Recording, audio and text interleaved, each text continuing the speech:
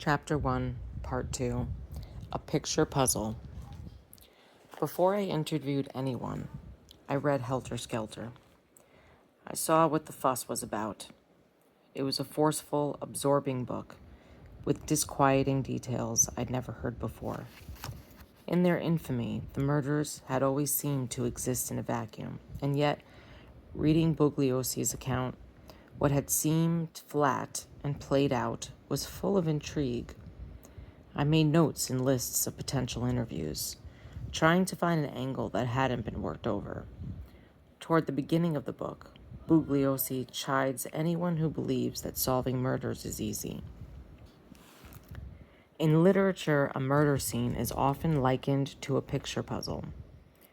If one is patient and keeps trying, eventually all the pieces will fit into place. Veteran policemen know otherwise. Even after a solution emerges, if one does, there will be leftover pieces, evidence that just doesn't fit, and some pieces will always be missing. He was right, and yet I wondered about the leftover pieces. In this case, in Bugliosi's telling, there didn't seem to be too many. His picture puzzle was eerily complete. That sense of certitude contributed to my feeling that the media had exhausted the murders. The thought of them could exhaust me, too. Bugliosi describes Manson as a metaphor for evil, a stand-in for the dark and malignant side of humanity. When I summoned Manson in my mind, I saw that evil. The maniacal gleam in his eye, the swastika carved in his forehead. I saw the story we tell ourselves about the end of the 60s, the souring of the hippie dream, the death throes of the counterculture, the lurid Dionysian undercurrents of Los Angeles, with its confluence of money, sex, and celebrity. Because we all know that story, it's hard to discuss the Manson murders in a way that captures their grim power. The bare facts, leaned and digested almost by rote, feel evacuated of meaning.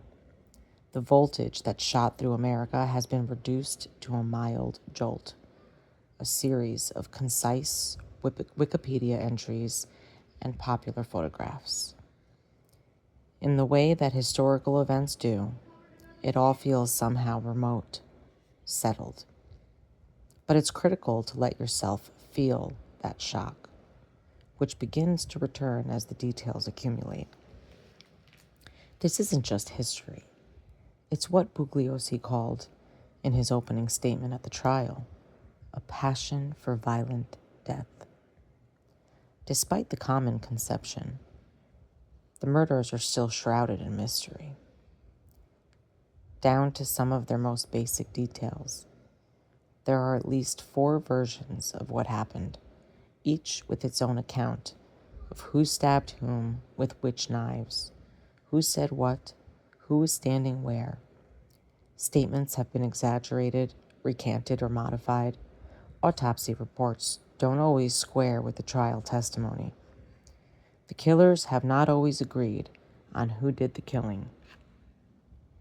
Obsessives continue to litigate the smallest discrepancies in the crime scenes. The handles of weapons, the locations of the blood spatters, the coroner's official times of death. Even if you could settle those scores, you're still left with the big question: why did any of this happen at all?